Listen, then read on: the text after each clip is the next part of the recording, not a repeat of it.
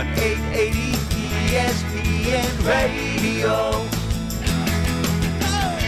And a good afternoon, everybody. This is indeed the Michael K. Show. We thank you for joining us on this Friday. It is October 24th, 2025, a nice brisk October Friday. Thank you for spending these 2 hours with me. It's K and you and 2. That's the way it works every Monday through Friday from 1 to 3, the fastest 2 hours in sports talk radio. We'll start off with the breaking news.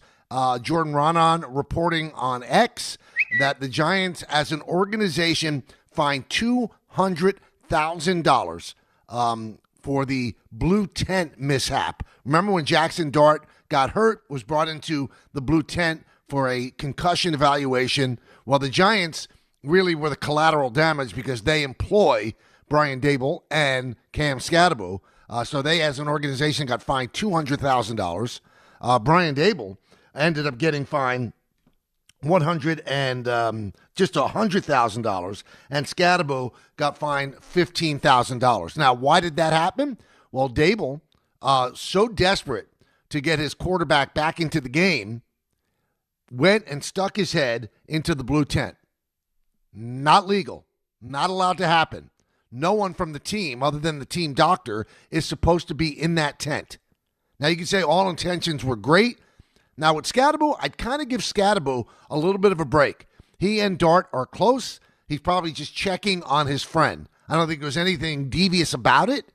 And I think that $15,000, probably a little bit of a stray shot for Scadaboo. But the rules do state clearly that no one from the team, no team personnel other than the team physician, could be in that blue tent. So Scadaboo broke the rules. Probably didn't know the rules. He was just checking on his buddy.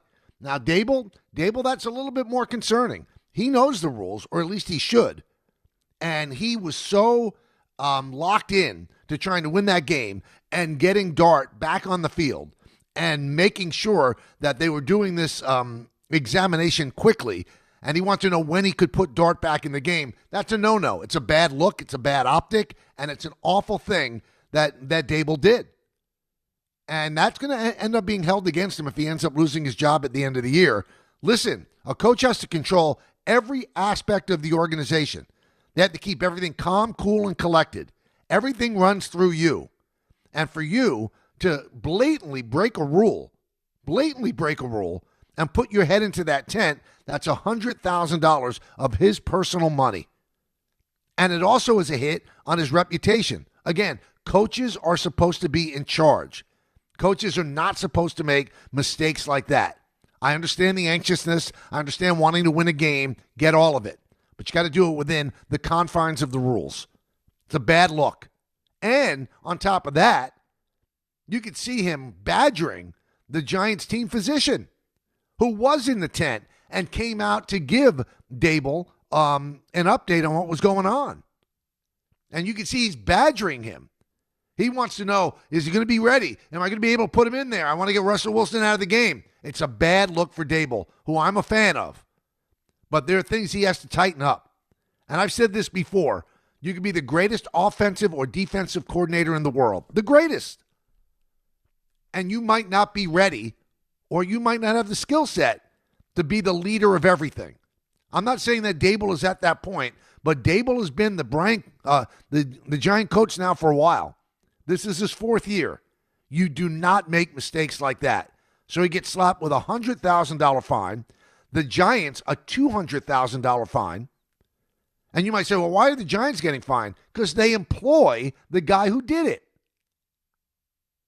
And I'm sure that John Mara is red hot, having to put $200,000 of his family and the Tisch family's money into a fine that was easily avoidable. It's a bad look for Daboll. Bad look. On top of the mismanagement that went on in the Bronco game in the fourth quarter, another bad look.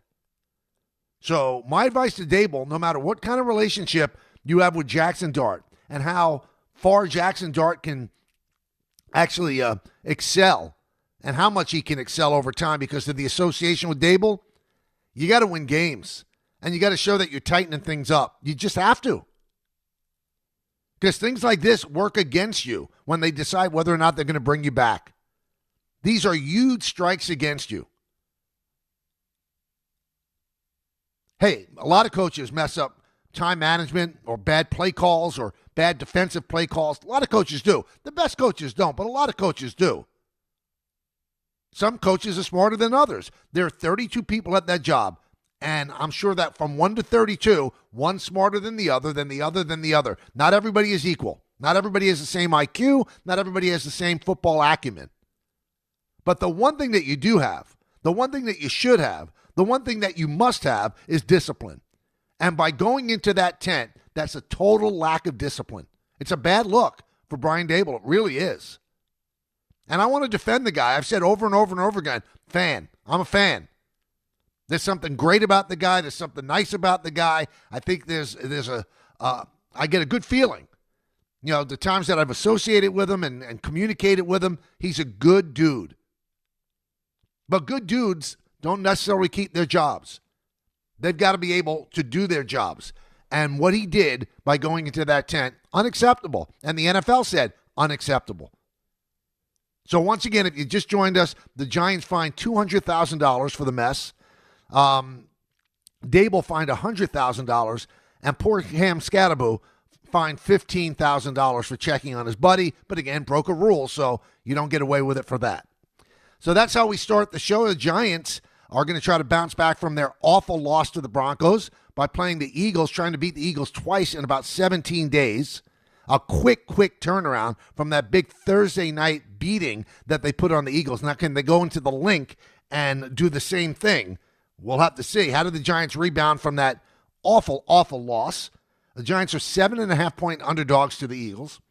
The Jets play the Bengals, trying to get their first win. The Jets are. They're 0-7. The Bengals are 6.5-point favorites over the Jets. No Sauce Gardner, no Garrett Wilson, and up to this point, no starting quarterback.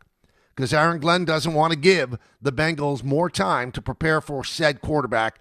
In all likelihood, that said quarterback is going to be Tyrod Taylor. Justin Fields doesn't look like he's going to get the start. The only way that he gets the start is if Taylor's knee is, in fact, damaged enough that he can't make the start. But still no starting quarterback at this point. We'll break this down a little bit later on. Tonight, starts the World Series. It's in Toronto. It's the Dodgers against the Blue Jays. The Dodgers are heavy favorites in this one. First game, it's going to be Yasavich going for the Blue Jays against Snell going for the Dodgers. So the Blue Jays just released their roster. Bo Bichette is on the roster. He's been out since September 6th when he injured his knee in that home plate collision at Yankee Stadium. He brings a .311 batting average into the game. That's what he hit this year. .840 OPS. So he's been out 7 weeks. So here's what the Blue Jays did with their roster. They put Bichette on the roster and Ty France on the roster, and they removed Joey Loperfido, and they removed the right-handed reliever Yariel Rodriguez.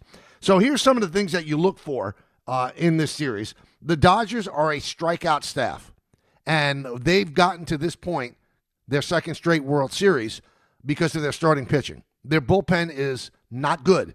It's been somewhat stabilized by putting Roki Sasaki out there. He's still not automatic. If you watched all the games like I did, still not automatic. He's got great stuff. Some games he looks automatic. Other games he teeters. And they don't have a great bullpen. They don't have a great bridge leading into them. So you know what Dave Roberts has done? He's actually extended his starters. He's made them pitch longer. Snell, Yamamoto, Glasnow, and Ohtani. They all pitched and gave him length. So that means that you have to get fewer outs out of a compromised bullpen. But the Dodgers, the way they do their job, they have the second highest strikeout rate out of their pitching staff. They strike out 24.8% of all batters. So a quarter of the batters strike out. So you do the math. So let's round it from 27 to 28 so it's easier. And that means that 7 strikeouts are per 9 innings. But it's going to be more than that because they'll face more batters. I mean, you might face 40 batters in a game. That will give you 10 strikeouts. So about 25% of all batters facing their pitching strike out. Now, the Blue Jays, something's got to give, right? Because the Blue Jays have the lowest strikeout rate in all of baseball. They strike out only 17.8% of the time. They are a high-contact team. They foul balls off. They make you work. And the more balls they'll foul off, that's the fewer outs that you're going to allow the Dodger starters to get. And if the Dodger starters get fewer outs, you know what that means? that means that you have to go to the bullpen earlier. That means you have to throw more pitches. I've seen it. The Blue Jays, when they beat up on the Yankees during the season, 8 out of 13 games, the reason they did it is they kept fouling pitches off. And that makes the pitcher throw more pitches.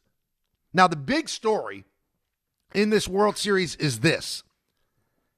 Are the Dodgers ruining baseball by being this good and by having, essentially a $400 million payroll? And my answer is somewhat complicated. I don't think they're ruining baseball at all, but I understand why people might think that it could damage the sport. Here's what I mean. I think it's always good for a team to be dominant in a sport. And then the rest of the teams, they spend all their time, all their energy, all their planning to get that team off the mountain. We saw it with the Yankees in 96, in 98, 99, 2000. Then they lost in 2001, lost in 2003. And everybody was trying to knock them off the mountain. And at the time, especially after the 2002 season, the Yankees for 7 years in a row had by far the highest payroll in the game. The highest payroll in the game, dwarfing the second highest team by much more percentage-wise than the Dodgers do over the Mets and the Yankees. And the Yankees only managed one World Series win in that time when they had the highest payroll by a lot, and that was in 2009. So having the highest payroll does not necessarily mean that you are going to win the World Series. It just doesn't. Now, with the Dodgers, they had the highest payroll last year. They won the World Series. They by far have the highest payroll again. They had an awful regular season for them. That's why they don't have home field advantage. That's why they had to play in a wild card series. They didn't roll the field the way everybody thought they would. They'd get 117, 118 wins. No, but they very, very smartly bided their time. They got their starting pitchers healthy. They've got depth, which their money allows them to buy. But do I think it ruins baseball? No. Here's the only way it ruins baseball, is if the other owners are convinced that it tips the balance of power, that they are willing to spend $400 million and over $140 million in payroll tax because they can, because their revenue is so high, and they can, in fact, do that. That is a concern, and if the owners think it's so much of a concern, and then they all of a sudden say, we've got to have a salary cap, and we're going to shut down baseball in 2027, that's how baseball could be ruined. But the fact that the Dodgers are good and they could end up winning their third championship in the last 6 years, that doesn't ruin baseball to me. Be better, be smarter, build a better team, and beat them. Because I'm sorry, having the highest payroll guarantees you nothing. Here's an interesting stat from Jason Stark in The Athletic. Do you know that the Mets have outspent the Dodgers over the last 4 seasons, $1.28 billion in payroll to the Dodgers' $1.12 billion. The Mets haven't been to the World Series in that time. There's not a shot at the Mets at all because the Yankees have spent a lot of money too.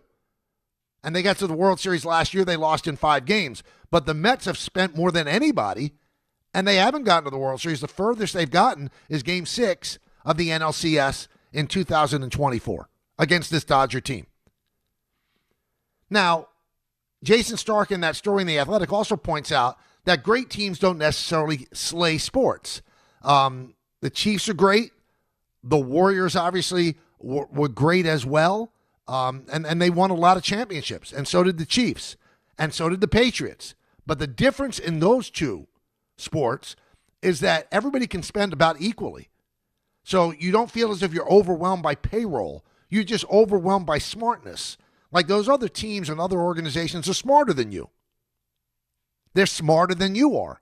So you've got to really try harder to be smarter, but you don't feel as if you're overwhelmed. Like the Green Bay Packers can compete for a championship in the NFL.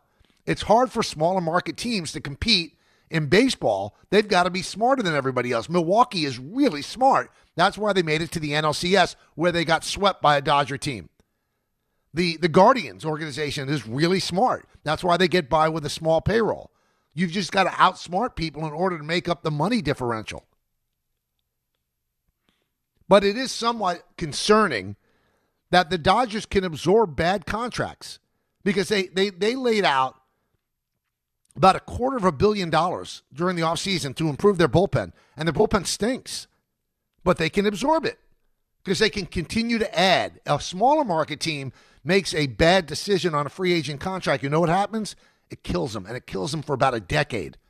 They can't make that mistake. The Dodgers could make a mistake and just slough it off their shoulder. Doesn't make a difference to them. But ruining baseball, not at all. It gives everybody a united front. Root against the Dodgers. Let's see if you can knock Goliath off. That's all there is to it. And it guarantees you nothing having the highest payroll. It guarantees you nothing. The Mets had the second highest payroll in baseball. They didn't make the playoffs. Now, the Blue Jays, they have the fifth highest payroll in baseball, and they wanted to spend more. They tried to get Ohtani, and they finished second in that endeavor. They tried to get Soto. They offered him the most money, even more than the Mets, and Soto didn't want to go to Canada. So they tried to spend more money. They have the fifth highest payroll in baseball, but you know what? They still spend $100 million less than the Dodgers do. All right, Kay, make a pick. My heart says Toronto. My head says the Dodgers. And my heart says Toronto because of Mattingly. Because I have such a deep affection for him, our relationship, starting when I was a writer and through the years where I could text him and he could text me right back. I consider him a friend. And I'd love to see him finally get to the top of the mountain. But he has, in all the stories that have been done, he has no regrets. He left the Yankees after 95 because he wanted to be there for his sons growing up.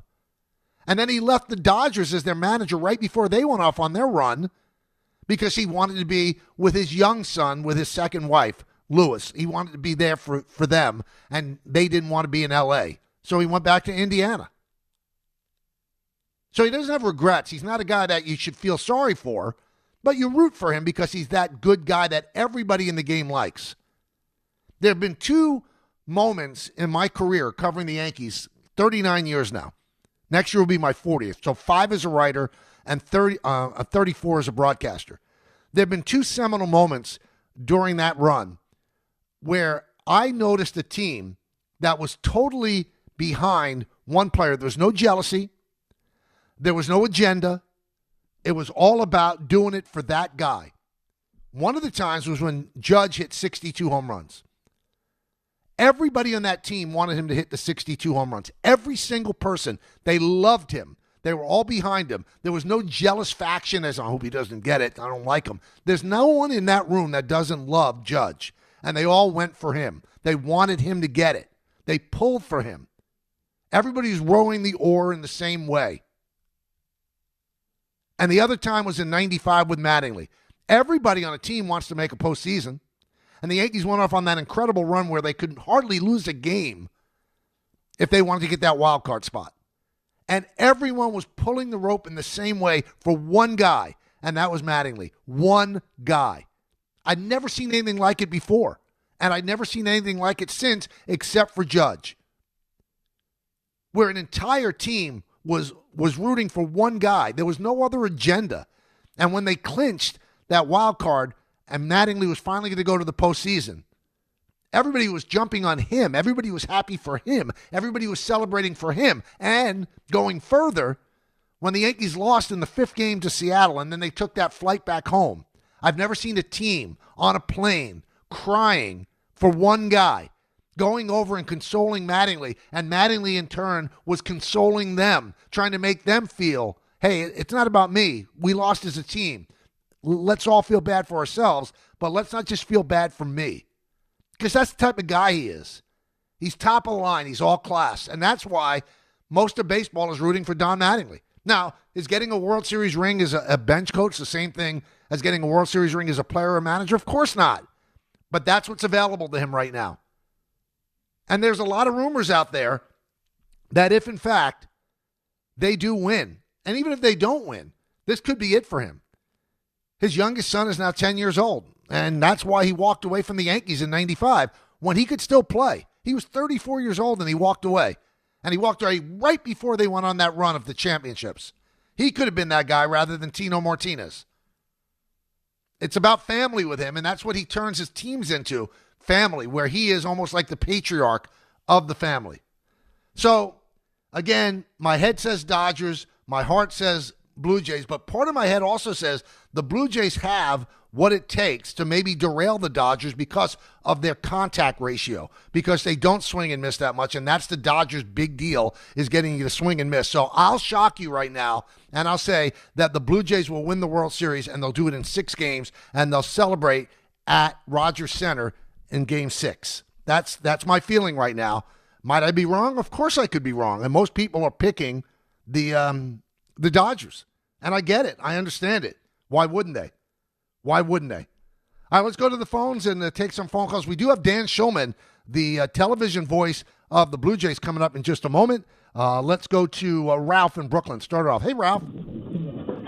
Hey, Mike. So, 2 things. First of all, I agreed with everything you said, except for one thing. When you said he would have been the Tino Martinez, don't forget, Tino hit 100 home runs between 95 and 97. Mattingly's back was out. He had no power. But aside from that, you and I had a conversation about payroll, and 100% highest payroll does not mean you're winning. The highest payroll means you're paying for marquee players to put fans in the seats and build the finances of the team. Has nothing to do with winning or losing. Well, but no. my question today was, I would disagree with this. It has to do with competing. I mean, what the Mets did this year is inconceivable, to have a $340 million payroll and not make the playoffs. If you spend a lot of money, it almost guarantees that you're going to get into the postseason. It's not just about putting fans in the seats, because fans, you can have the biggest stars in the world. If the team stinks, you're not going to pack the joint. The Angels didn't pack the joint when they had Ohtani and he was doing magical things for them. You got to win, too. So I think that it allows you to outspend mistakes, and you should be able to get into the postseason just on virtue of money spent. No, I disagree with that. And what I meant with Mattingly said that at the end of the 1995 season, he finally figured out a way to manage his back and be the player that he once was without blowing his back out. And I think he had many more productive years left. And that's not a knock on Tino. Tino had an unbelievable run with the Yankees and 4 championships. But Mattingly would have played the role of the first baseman there, different than Tino. He's not going to hit 40 home runs like Tino, but he could have been a 300 hitter, and he showed that in that one series against Seattle where he hit over 400. Henry in South Carolina. Henry. Michael, thank you for taking my call. You got it. I'm in complete correlation with your take on this year's World Series. It would kill me to have the winner of this year's World Series being the AL East, but there's something about the last time the Yankees being the repeat winners that I don't want to go away. I agree. So even though both teams irk me, I would love Blue Jays in 6. Now, again, I think my last caller kind of took a little bit of my fire away. There's a correlation between spending and competing, without a doubt. It's not a guarantee that you're going to win every single year, and I don't think that it necessarily means that you're ruining the sport. I mean, the Yankees were number 1 in payroll in 96, 98, 2000, and until the league adjusted and came for them. And then throughout the 2000s, even when you see the Giants doing what they did for a number of years in the 20-aughts, they were middling in payroll. They spent, but they weren't the 03 Marlins, the Cinderella story being number 25 in payroll and winning the World Series. I think that's a far-fetched idea in this day and age. And I just hope that the league adjusts to what the Dodgers are doing. Kills me. The thing is, Henry, it's hard for them to adjust because there aren't many teams that could spend $400 million that can actually afford to. The Mets could, the Yankees could, Blue Jays probably could, the Red Sox probably could, but there's massive tax bills that you have to pay, and also you lose draft position and things like that. So it's a choice for a team whether or not they want to do it. And also it cuts into profits too. But in terms of the league catching up, they've just got to be smarter. That's what you have to do in baseball. You have to be a smarter organization to make up for the money disparity. And the problem with that baseball has is that the Dodgers aren't just filthy rich. They're really smart. Andrew Friedman is really, really smart. They have a great organization. So that makes it tough to beat them. All right, Dan Shulman's coming up in just a moment. I do want to remind YouTube TV customers, you could lose ESPN and the sports you love, including college football, college game day, Monday Night Football, NBA, college basketball, and more. So take action. Go to keepmynetworks.com to keep ESPN. We'll come back with Dan Shulman, the voice of Canada and the voice of the Blue Jays. He'll be calling tonight's Game 1 on the Sports Network in Canada throughout the country. And Dan will join us in just a moment right here on the Michael Kay Show, ESPN New York. Friday with Don, Hahn, and Rosenberg. Can the Giants find a way to sweep the Eagles this year? As long as he's the quarterback, Dave, they have a chance to beat any team. Honestly, we couldn't say that for a very long time with this team. Will whoever is playing quarterback for the Jets get the offense going? Yeah, I think it'll be Tyrod Taylor on Sunday. The Jets are playing the mystery game. Don, Hahn, and Rosenberg today at 3 on ESPN New York and streaming live on YouTube. When you're hiring, have you ever felt like you're missing out on meeting truly great candidates for your roles? It seems impossible to find them, but they have to be out there somewhere, right? Well, they're not hard to find when you know where to go, and that place is ZipRecruiter. And right now, you can try ZipRecruiter for free at ZipRecruiter.com/ESPN. ZipRecruiter helps 10 million people with their job search every day. And because these people are actively looking for jobs just like yours, it's easy to find the right person right away. In fact, 4 out of 5 employers who post on ZipRecruiter get a quality candidate within the first day. But if you're not using ZipRecruiter, you're missing out. So see what it's like when the impossible is easy. When you go to ZipRecruiter.com/ESPN right now to try ZipRecruiter for free. Once again, that's ZipRecruiter.com/ESPN. ZipRecruiter.com/ESPN.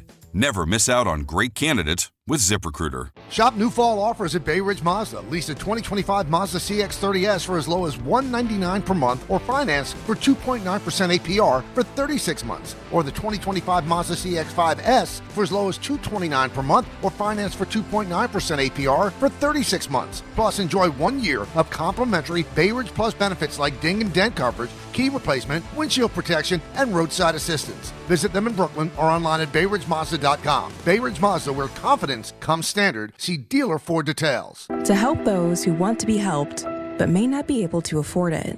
That's what PGA Tour winner Grayson Murray had envisioned for a foundation before he sadly took his own life at just 30 years old. His parents channeled their grief into creating the Grayson Murray Foundation, carrying out his vision to help those struggling with mental health and addiction. To donate and learn more, visit GraysonMurrayFoundation.com. Looking for the best internet deal? It's just a fast phone call away. Only Optimum Fiber Internet delivers the fastest and most reliable fiber internet starting at just $40 a month. That's right, lightning fast fiber internet at a price that won't slow you down. Call 888-4OPTIMUM today to lock in your offer in just a few minutes and see how you can also get the Disney Plus Hulu bundle and an unlimited mobile line on us. Don't take slow for an answer. Call 888-4OPTIMUM or visit Optimum.com today.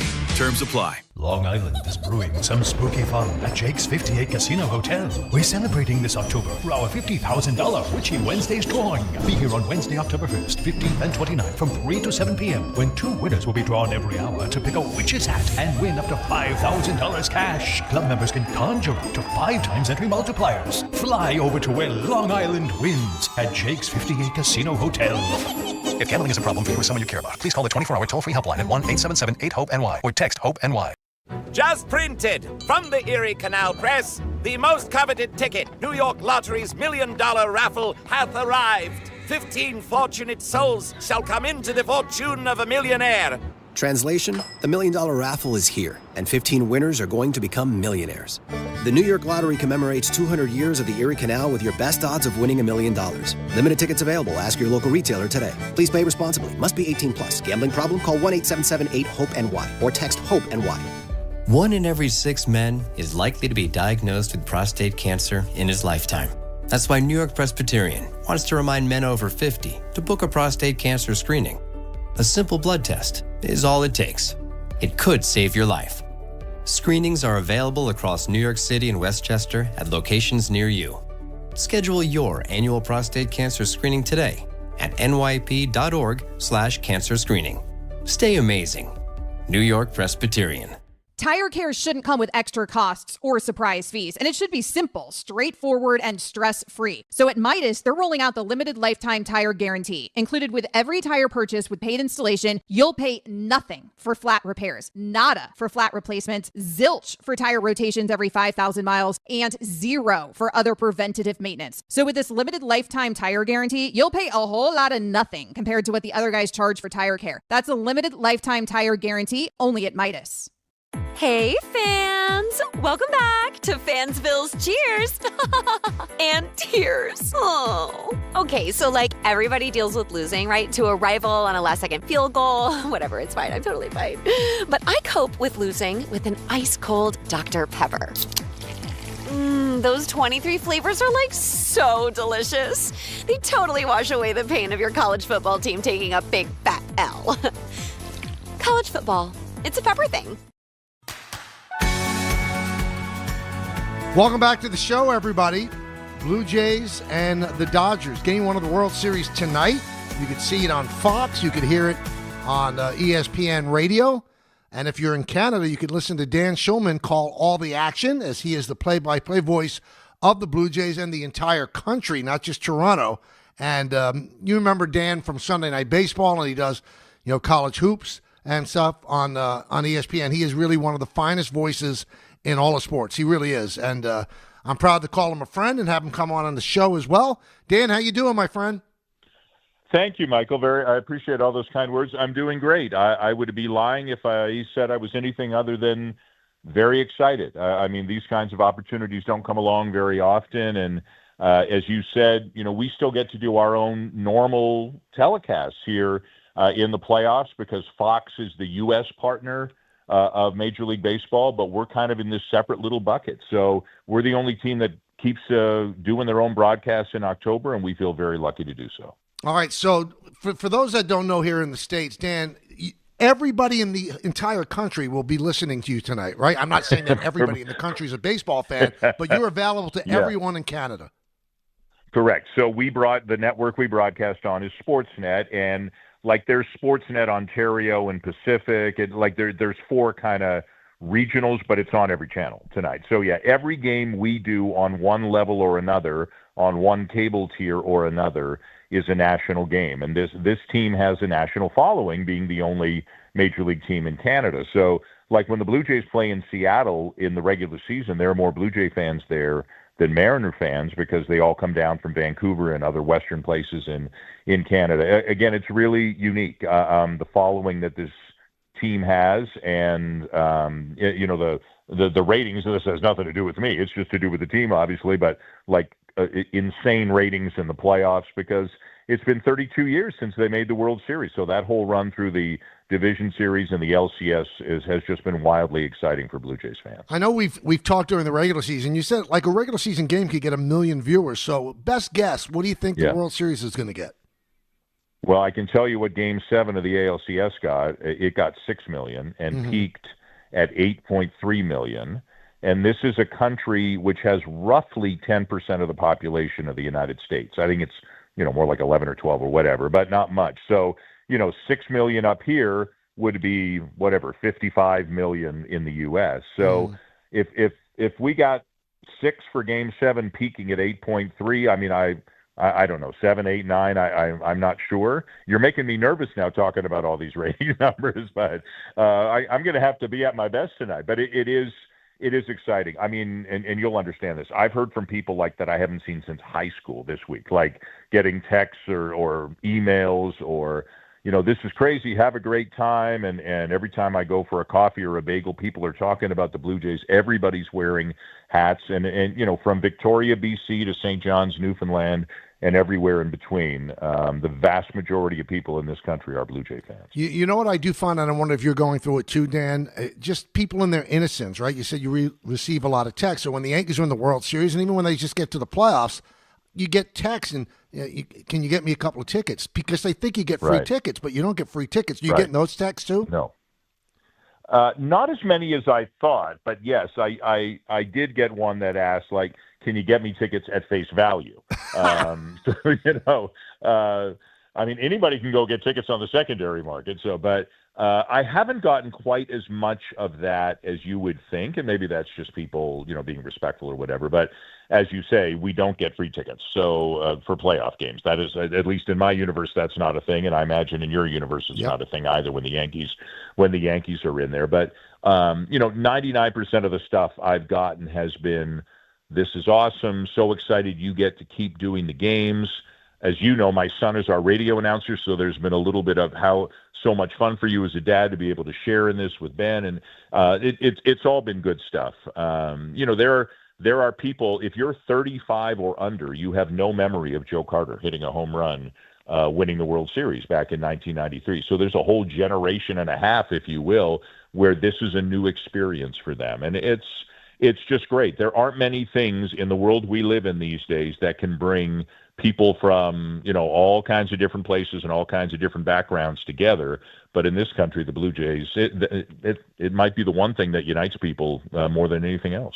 Dan Shulman is our guest. He'll be calling the World Series in Canada tonight, Game 1. I became persona non grata a bit in Toronto when I said that the Blue Jays kind of overachieved their run differential. And, I kind of stand by that, and I think that's what makes them such a remarkable team, that if you look at the sum of the parts, okay, they're in the World Series, but if you look at them individually, you go, is that a World Series team?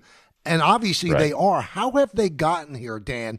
Is it everybody pulling the rope in the same direction? Do they do things a little bit differently than other teams? In your opinion, how have they gotten here?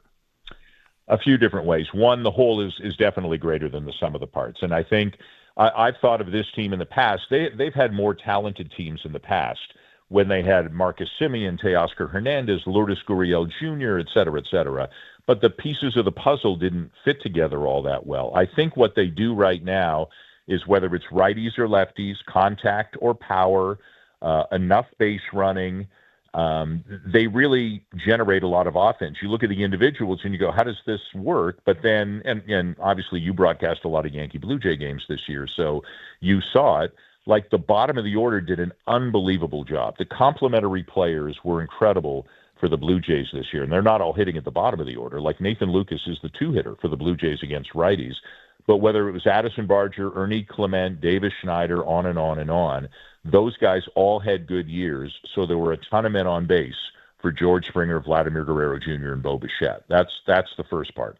The second part is, and we don't talk about this as much because we talk about hitting and pitching, but they're an elite defensive team. And that combination, along with their incredible ability to make contact, they exposed teams who weren't good defensively.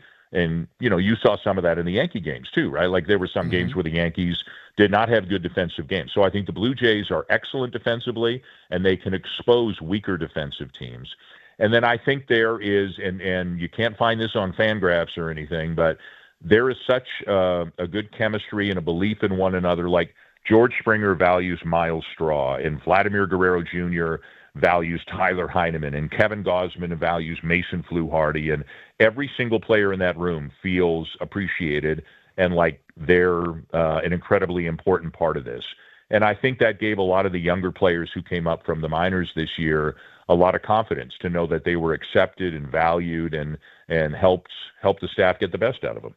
Now, you mentioned Bichette missed 7 weeks, so he's on the roster that was released a while ago. How does he fit in, Dan? Where is he going to play? Is it going to be DH? Is he going to play second? What's the deal?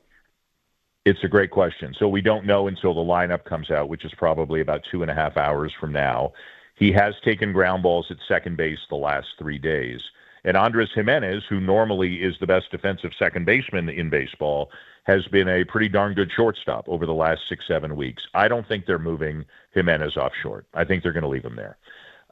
So I think Bichette's either going to play second or DH, or maybe even just be a pinch hitter. The other thing is George Springer has been great as a DH primarily this year, and got hit on the knee a few days ago. And I think it's better, but I don't know if it's 100%. I could see any of the three, second base, DH, or pinch hitter. I really don't know. It's interesting. If you put him at second base, he's played, I think, 30 games there in the minors, never in the majors. He played one game there in 2019 and I think 9 games there in 2018. Like, it's been a while. And shortstop should be able to play second base, obviously. But if he can run the bases well enough to not have to be lifted out of the game every time he gets on base, then obviously with his bat, you got to have him in the lineup. So, I mean, he is an outstanding run producer. Everybody listening to your show knows what kind of a hitter he is. So it wouldn't shock me to see him in the lineup, but I don't know if it'll be second base or DH. Do you believe, Dan, that he's compromised? Is he not fully healed from that knee injury? He's not 100%. I don't think there's any question he's not 100%.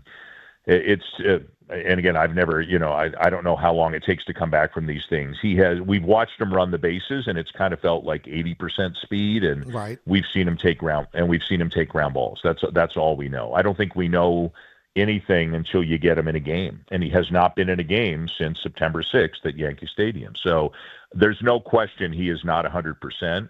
But if he can hit a line drive, if he hits a ball to the wall in right center, can he get to second? That's pretty good. Can he score from second on a single? I don't know. What do you do if it's the 6th inning and you're down a run and he doubles? Do you pull him out for a pinch runner then? I don't know. Like, it's in a sense a great thing, a great problem to have, that this team, which has been historically good offensively in October as compared to past October teams, you're bringing back your number one RBI guy on the season, but it does make things complicated some ways. And, I'm sure they've thought through every scenario, and obviously they've decided it's worth it for them. And listen, he's been on this team for 7 years. He's a free agent at the end of the World Series. He should be a part of this if it's at all possible, right? He's been a huge part of the success that they've had in recent years. Now, Yusavich gets the start tonight. He has checked every box in terms of being able to handle pressure. Do you have any concerns? Game 1 of the World Series, this kid essentially pitched 4 games in the big leagues this year. I know. I don't think so. Once he pitched the game against the Yankees that he did in the playoffs, I think that I said to myself, well, first I said, wow, like it's 5 1/3 no-hit innings with 11 strikeouts against a lineup like the Yankees have in the playoffs for a 22-year-old. That was his 4th major league outing. He had 3 in the regular season. So I think he's fine. And then he pitched twice against Seattle. The second one was better than the first, which was encouraging. I don't think it'll be any different. He faced Judge, and then he faced Raleigh, and so now he's got Ohtani. I mean, the Jays have had, all of the huge mashers around baseball. I don't think it'll be different because it's the World Series as opposed to the ALCS. And, having gotten a chance to know him a little bit over the last 6 weeks or so, an incredibly bright, composed, mature young guy. The issue is the Dodgers don't chase much, and he's got to be around the strike zone. And he kind of lives on chase, right, with the splitter.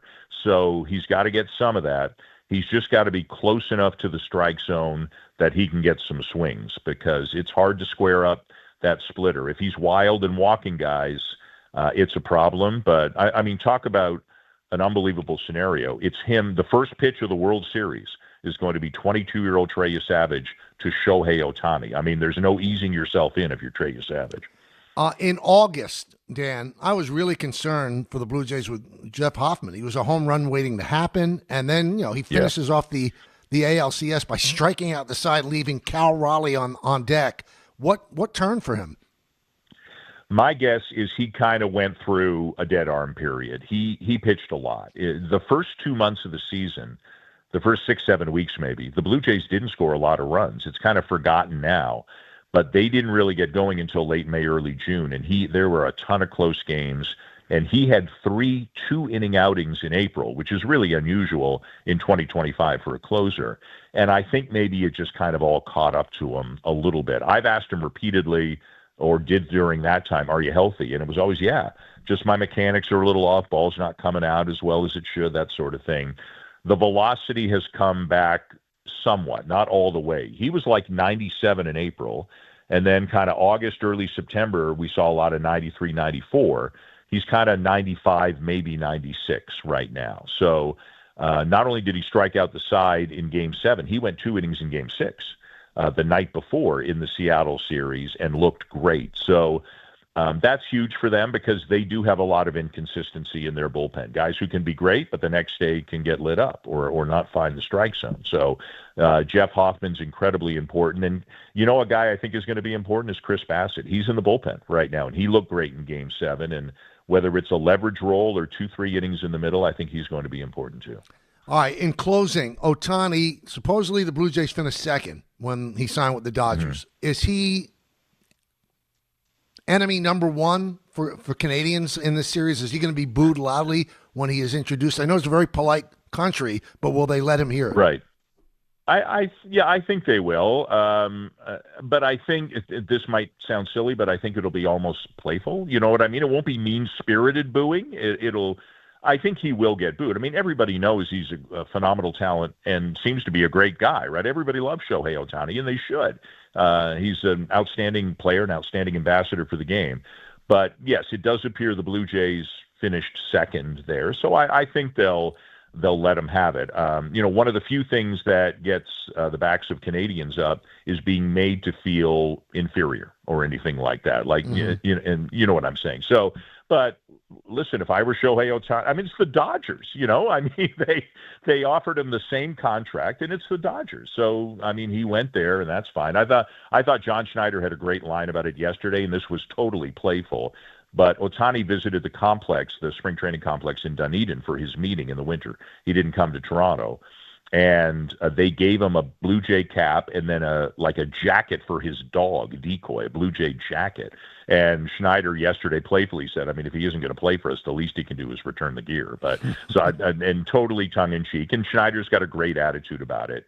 But, yes, I do believe they will boo Ohtani. They might cheer Freddie Freeman because he's played for Canada in the WBC. Both of his parents were born in Canada. His mom passed away when he was 10, and he plays for Canada in the WBC to honor her. I think they'll cheer him at least the first time, and they'll cheer for Teoscar Hernandez at least the first time because he was really well-liked when he was here. All right, last point. There aren't many families other than the Bucks, the Alberts, and the Eagles that can actually feel what you're feeling tonight. You said your son Ben is the radio broadcaster for the Blue Jays. I mean, do you guys ever look at each other and go, is this really happening? I think it's more me. You know how a parent will have more of that kind of thought process than the child will, right? I mean, it's just that, where you're at in life. Ben doesn't know the feeling of being a parent, and I think I'm just kind of weird old dad a little bit most of the time, which I can understand because I'm weird and I'm old.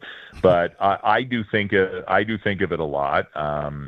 It's really fun just that since we kind of live the same existence, we're texting all the time and, hey, did you see this? Or what do you think about here? Do you think this guy's going to be on the roster? That sort of stuff. But it's really fun to see him experiencing this for the first time.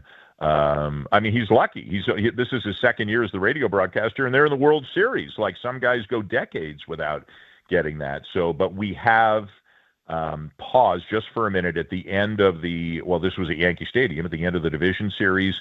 You know how people kind of mill about on the field after all the celebrations are over. So I got a picture of me and him with the scoreboard in the background in New York, and then I got a picture of me and him with the scoreboard in the background here after they beat Seattle. Hopefully one more picture coming, but it is fun. I'm proud of him. He works hard. He's a good kid, and he gives me good nuggets. His research abilities are better than mine at this stage of our life. So he helps me out with some stuff. Well, good stuff. I'm happy for both of you. I don't want to get you nervous. There's a lot of people watching, so pick out a good tie, and I'm sure you'll be great. So have a great time. I appreciate it, Michael. Always great to chat with you. All right, be good. That's Dan Shulman, the voice of the Blue Jays, and he's going to be heard all around Canada for the next week and a half if the World Series goes 7 games. So it should be fun. I am picking the Blue Jays in 6. We'll see how it rolls out. But we've got so much more to come. We're going to talk to Brian Windhorst at 2:30 because this gambling story in the NFL and the NBA is not going away. It's the K Show. We are rolling until 3 right here on ESPN New York. Listen up, football fans.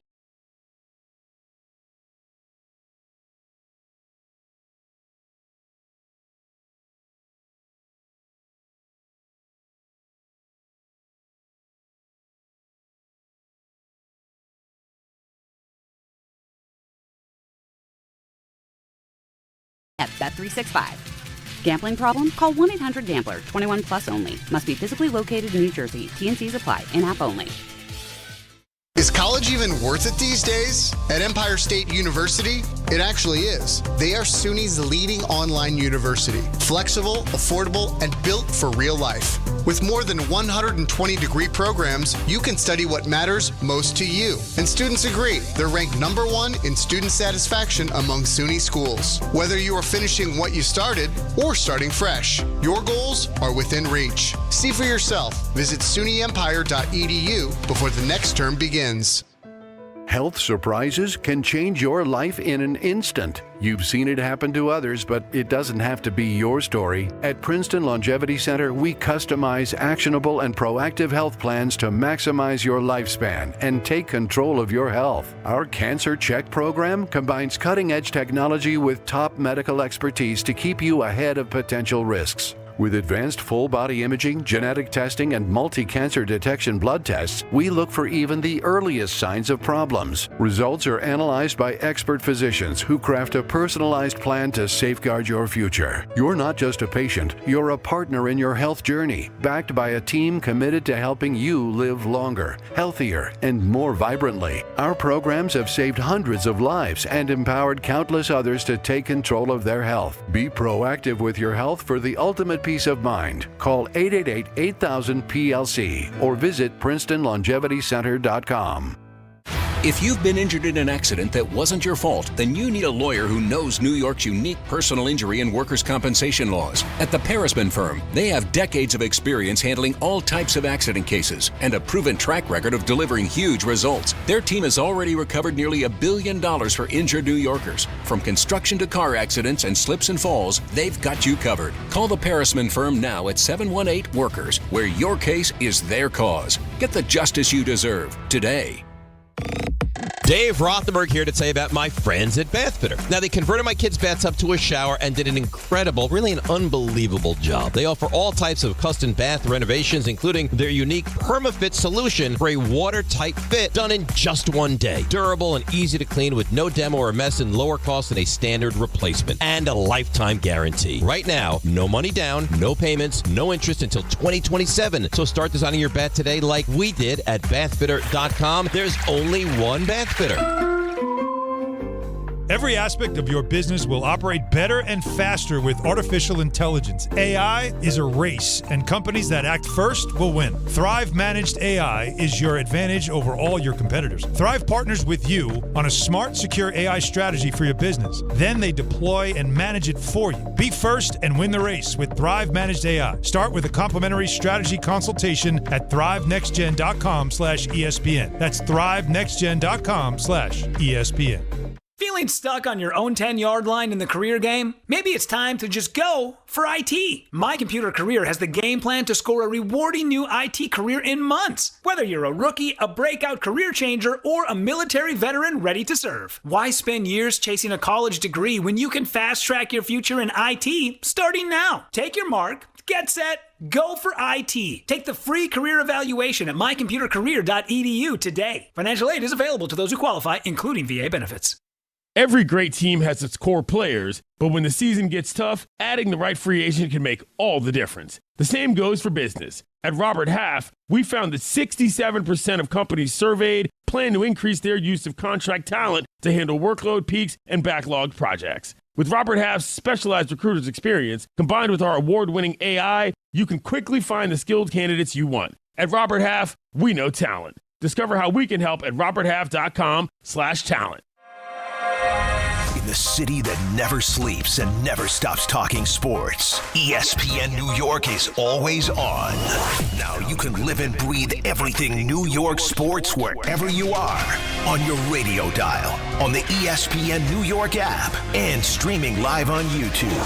However you watch or listen, ESPN New York is always on for you. Hear us, stream us, watch us. This is ESPN New York. Hey, Game Time brought to you by Tullamore Dew Irish Whiskey, because when it's game time, it's Tully time. 7:30 p.m., the Knicks host the Celtics. It's Madison Square Garden. Coverage begins at 7 p.m. It'll be right here on 880 ESPN. 7:30, the Nets host the Cavs at Barclays Center. That game will be on, yes. 7 p.m., the Devils host the Sharks at Prudential Center. By the way, Don LaGreca 6-0 as the television play-by-play voice of the Devils. The one time they lost, it was the nationally televised game on ESPN+. And then game one of the World Series tonight. And let me ask Ray, is that on 1050? Will that be on 1050 today? I know it's on Fox. I'm not hearing anybody, so that means they don't know. Tullamore Dew, the original triple distilled, triple blended, triple cask matured Irish whiskey. Be sure to grab a Tullamore Dew. Try the new Tullamore Dew Honey during today's action. Glass up to enjoying Tullamore Dew responsibly. We mentioned that the Knicks are playing the Celtics. SNY put out this video of Jaylen Brown talking about the gambling situation going on. We'll talk with Brian Windhorst more about that at 2:30. And this is what the Celtics star Jaylen Brown said. That whole world was introduced a couple of years ago, and I don't think they took players into consideration, especially with the energy, the behavior that goes around gambling and how that directly correlates with players.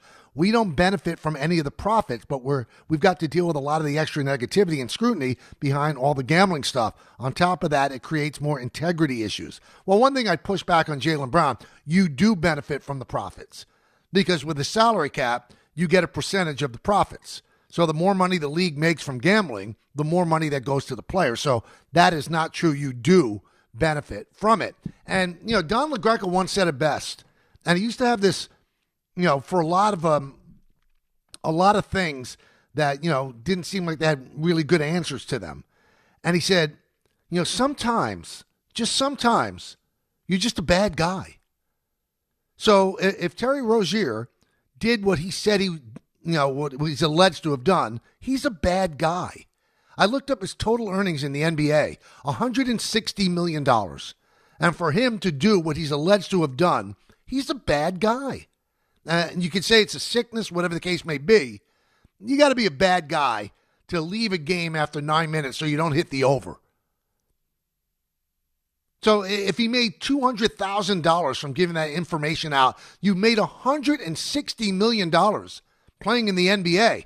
You're just a bad guy. It has nothing to do with apps. It has nothing to do with the proliferation of gambling, because we've had scandals before in sports. Boston College, the New York college basketball scandals in the 50s. It happened without apps, without legalized gambling in 38 states. Sometimes you're a bad guy and you're looking for a shortcut and you're looking to get thrills. That's what it comes down to. So let's not overanalyze things. Don's right. Sometimes you're just a lousy human being. I looked up Chauncey Billups' earnings as a player, over $100 million, and he was making about $5 million as a coach. And for him to set up people that he knew, allegedly, to get rooked in poker games, that makes him a bad guy. That's what it comes down to. It makes him a bad guy.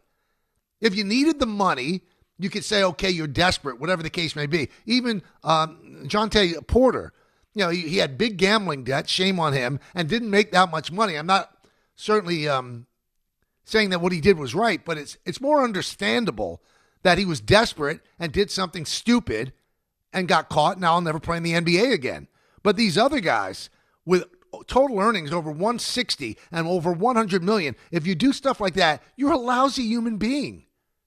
If they did what they're alleged to have done, they are awful human beings.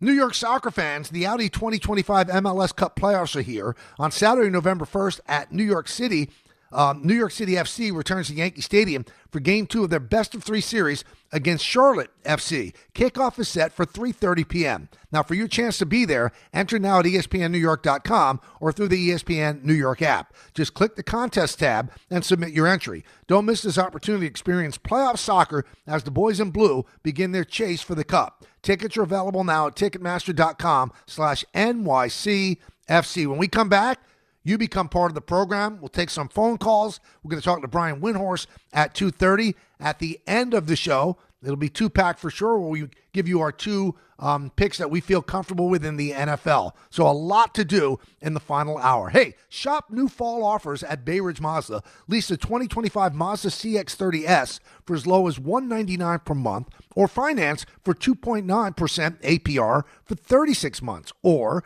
the 2025 Mazda CX-5S for as low as $229 per month, or finance for 2.9% APR for 36 months. Plus, enjoy 1 year of complimentary Bay Ridge Plus benefits like ding and dent coverage, key replacement, windshield protection, and roadside assistance. Visit them in Brooklyn or online at BayRidgeMazda.com. Bay Ridge Mazda, where confidence comes standard. See dealer for details. 880 ESPN, WHSQ, and WCBS-FM HD2, New York. A Good Karma Brands radio station. Did you know women account for 2/3 of all Americans living with Alzheimer's and 2/3 of all Alzheimer's family caregivers? Join the Alzheimer's Foundation of America at its Women Empowerment Forum on November 5th in Amityville to learn practical ways women can reduce their risk for Alzheimer's and enhance quality of life for themselves and their loved ones living with Alzheimer's. For more information or to register, visit alzfdn.org or call 866-232-8484. Make cancer screening a part of your annual healthcare routine. New York Presbyterian offers a full range of cancer screenings, including lung, cervical, prostate, colorectal, breast, and more. Regular cancer screenings could save your life by detecting cancer at its earliest, most treatable stages. Screenings are available across New York City and Westchester. Learn more at nyp.org/cancer screening. Stay amazing. New York Presbyterian.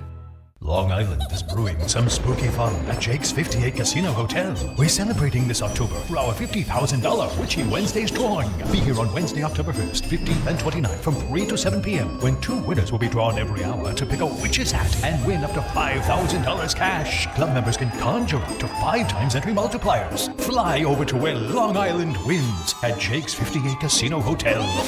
If gambling is a problem for you or someone you care about, please call the 24-hour toll-free helpline at 1-877-8-HOPE-NY or text HOPE-NY. Score a win this game day with Amazon Pickup, the MVP of package pickup. Need that new football jersey for the big matchup? With Amazon Pickup, you can collect your order from secure Amazon lockers or counters near you on your schedule. Whether you're running from work or home or straight to the tailgate, Amazon Pickup makes it easy and worry-free at no extra cost. Don't miss kickoff. Grab your gear and your packages when it works for you. Find your nearest Amazon Pickup location at amazon.com/pickupmvp. That's amazon.com/pickupmvp. Some people just know you can save money on car insurance by checking Allstate first. Like you know to check Kirk Herbstreit's pregame analysis first, before talking to your brother-in-law. In this game, the key thing to watch will be the offensive line versus their front seven. If they can get pressure without blitzing, this could be a long night. Okay, Kirk. I know stuff. Ooh, checking first is smart. So check Allstate first and see what you could save. You're in good hands with Allstate. Potential savings vary, including based on how you buy, subject to terms, conditions, and availability. Allstate North American Insurance Company and affiliates, Northbrook, Illinois.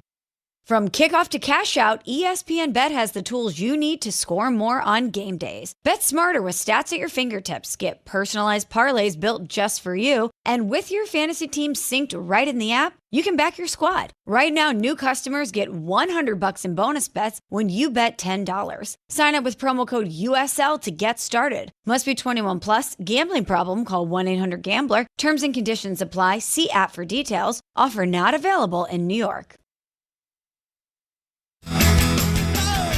All right, it is a big football weekend. Can the Giants bounce back from an awful loss to the Broncos where they outplayed the Broncos for 3 quarters and then it fell apart, gave up 33 points in the fourth quarter? Can they come back and beat the Eagles for the second time in about 17 days? That's the big question. They are 7.5-point underdogs in that game in Philly. Then the Jets and the Bengals. Jets are 0-7, the last winless team in the NFL. They are playing the Bengals. Joe Flacco, who still has a big arm. The Jets do not have Sauce Gardner. He's going to miss the game with a concussion. Garrett Wilson is also going to be out. We still don't know the starting quarterback. The Bengals are 6.5-point favorites over the Jets. Now, I told you a little bit later on, I will make my picks. And I just want to take this time to really denigrate the rest of the hosts on our station. So in my fun little 2-pack for sure segment at the end of the show on Friday, I've gone 8-6. 8-6. Last week I was 1-1. So 8-6 for the season. So there's 7 weeks. I've gone 2 picks each week, and I'm 8-6. So that's 14 games. Let's take a look at the rest of the geniuses that work at ESPN New York. Alan Hahn is 9-12. Don is 9-12. Peter is 6-15. Let's move on. Bart, former NFL player, great NFL player, 9-11. Carlin, 9-12. Dave Rothenberg of DPHO and Rothenberg in the Morning. Dave is 8-13. The only one who even comes close to sniffing 500 is the yummy Rick DPHO, who comes in at 10-11. So of the morning show, the show that follows the morning show, and the show that follows my show, I am the only prognosticator that's over 500. I mean, what does that tell you? Maybe it says more about them than it does about me. But again, Alan Hahn, 9-12. Don, 9-12. Peter and Odie is 6-15. Bart, 9-11. Carlin, 9-12. Dave, 8-13. And Rick is 10-11, while the Caster comes in at 8-6. Yeah. Say it, Tina. Yeah. You can louder. Better than all the rest. Better than anyone. Yeah. Yeah. Love what Tina has to say. If you joined us late, right before the show came on, the end of Bart and Carlin, Jordan Ronan reported that the Giants have been fined $200,000 for the blue tent fiasco when Jackson Dart was in there being evaluated for concussion. Brian Dable, who stuck his head in the blue tent, and that's against the rules, got fined $100,000. And Scattaboo, who also did that, checked in on the blue tent on his buddy, $15,000 fine. It's a bad look. It's a bad look for Dable. I'm giving Scattaboo a pass. That's his friend. They're very tight. I don't think he was trying to gain a competitive advantage and rush Dart back. He probably just poked his head in the blue tent, see how his buddy was doing. Dable was desperate to get Dart back on the field. We saw him arguing with the Giants team physician outside the tent. And then he poked his head in. So who's to say that he wasn't urging on the doctors that were checking out Dart? Let's get this done. Come on. What's the deal? Is he getting back in the game? So no. There's supposed to be no pressure from anybody within the organization to push a player back on the field. None. Absolutely none. So he gets fined $100,000, and it's not a good look because it does show, and I hate to say this because I like the guy and I think he could be a good coach. He doesn't have all of his emotions under control. We've seen him blow up on people on the sideline, and that's part of it. I mean, we saw that with Bill Parcells all the time. But even if you're blowing up on people, you got to be under control. And the fact that you broke a cardinal rule when it comes to concussion protocol, that means you're not under control. It's a bad look for him. It really is a bad look for him. Blue Jays and the Dodgers, game 1 tonight. I'm picking the Blue Jays in 6 because they do put bat on ball. They don't strike out as much, and that's the Dodgers' secret weapon, striking people out. Striking people out. So we'll see. Now, the Dodgers also, their bullpen is questionable. Suzuki's pitched well closing out games, but all the money they spent on signing free agent relievers, it's gone in the toilet. They've been awful or injured. And now they lose Alex Vesia, who is not with the team because he's dealing with, quote, a deeply personal matter with his wife. And Vesia was actually a pretty effective reliever in the first 3 rounds of the playoffs. So I don't know how long he's going to be out, if he's going to miss the entire series. His personal issues are far more important than anything that happens on the field. But the fact that he's not available does impact the way Dave Roberts can manage the team.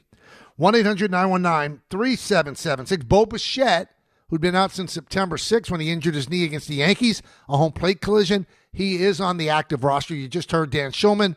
He's either going to DH or play second. Now, if he DHs, that means George Springer is going to have to play right field, and he's also been dealing with a sore knee. He was hit by a pitch. I believe it was early in the Seattle series.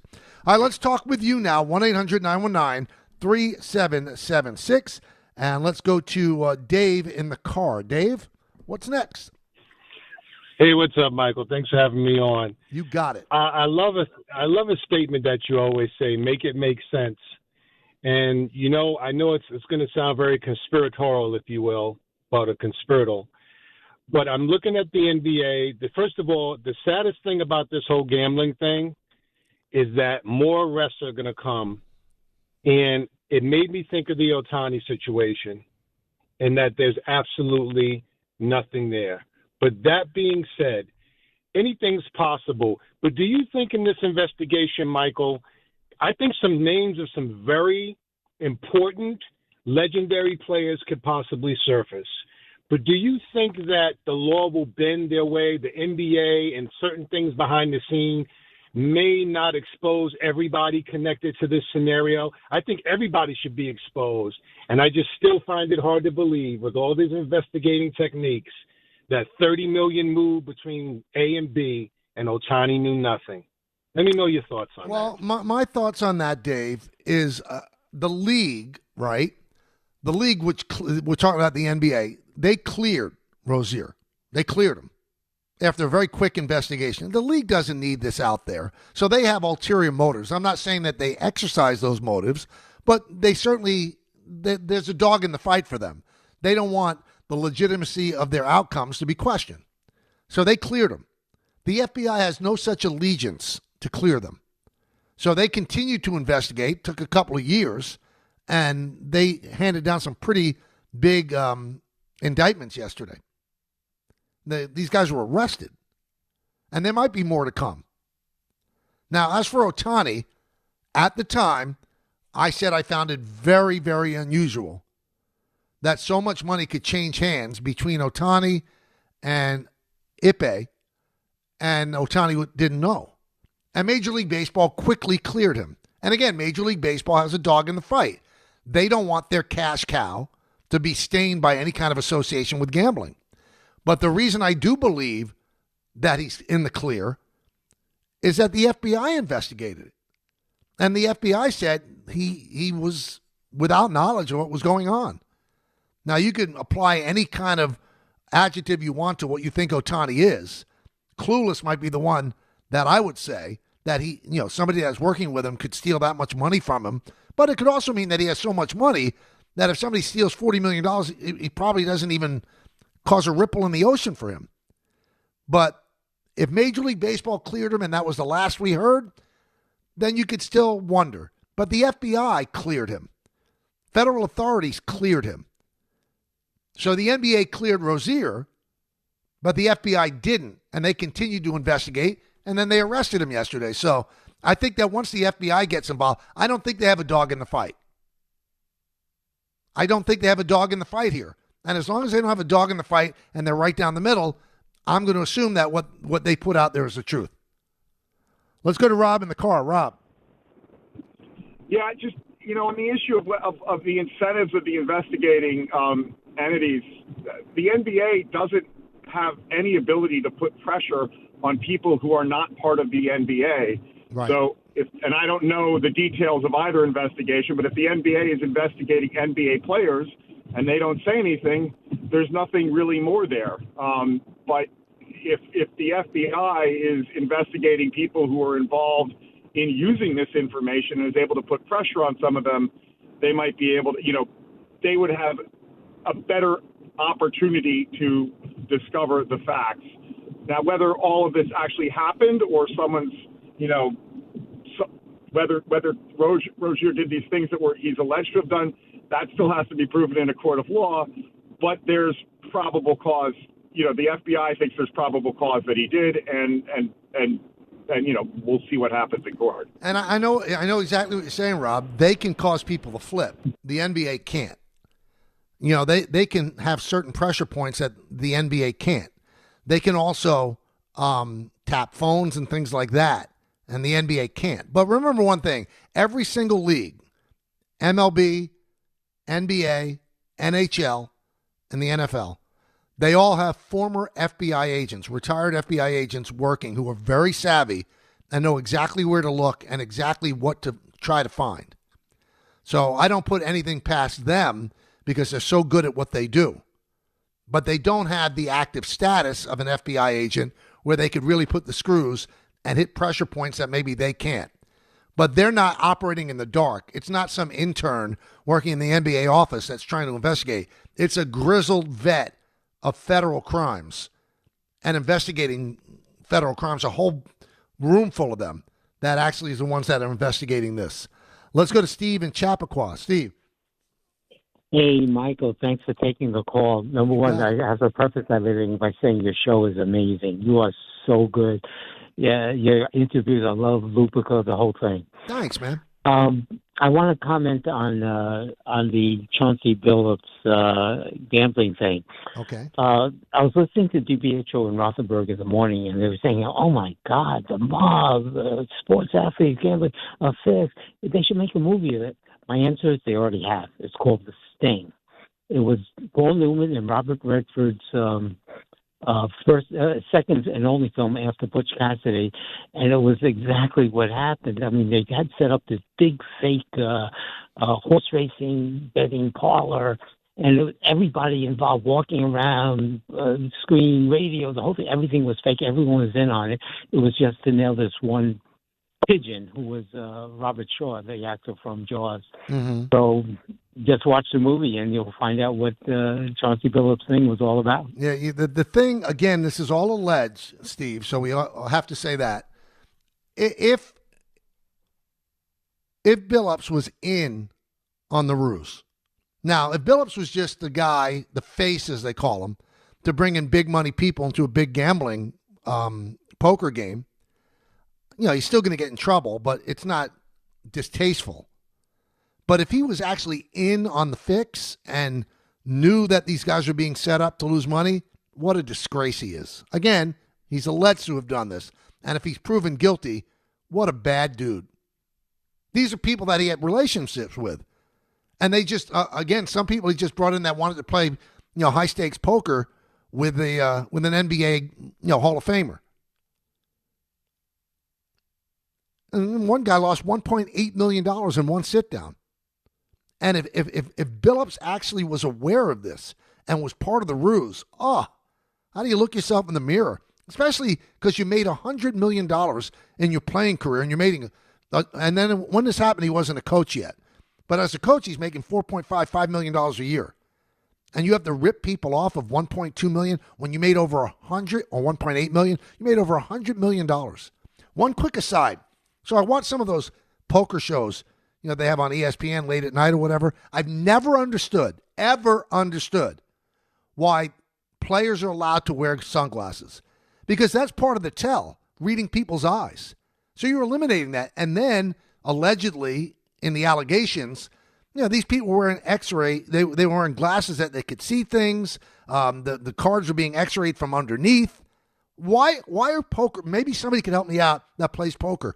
Why is anybody that plays poker allowed to wear glasses? Sunglasses, why? Why is that? Why is that allowed? Makes no sense to me. Supposedly you could wear these special glasses and the cards were special cards that you could see through the cards and see what the cards were. But that's not even my question.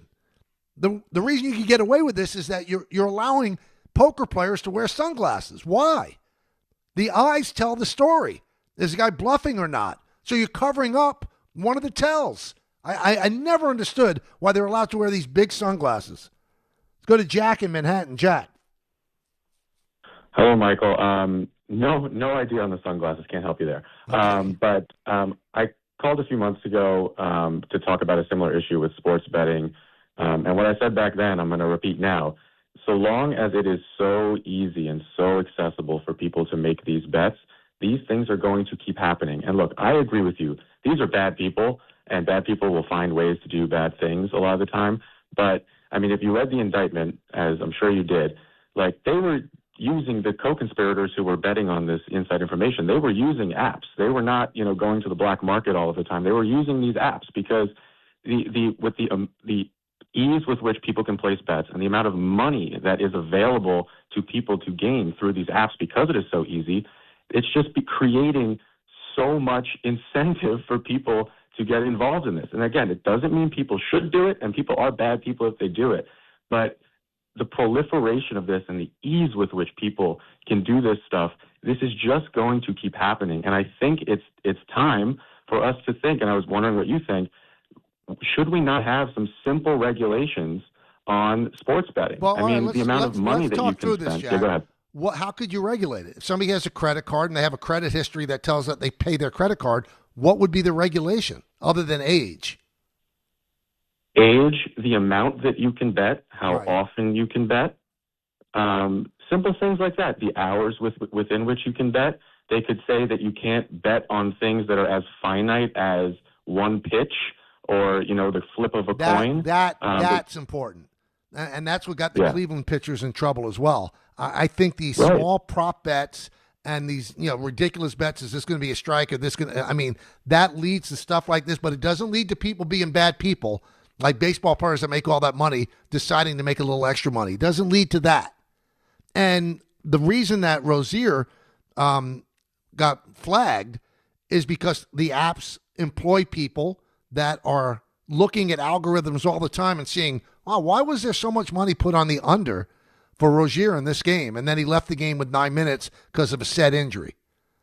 So I don't know if there's an answer as long as there's legalized gambling. But the thing I would come back at you with, Jack, is this. There have been gambling investigations and gambling, throwing games and stuff like that way before there were apps. There's always going to be bad people.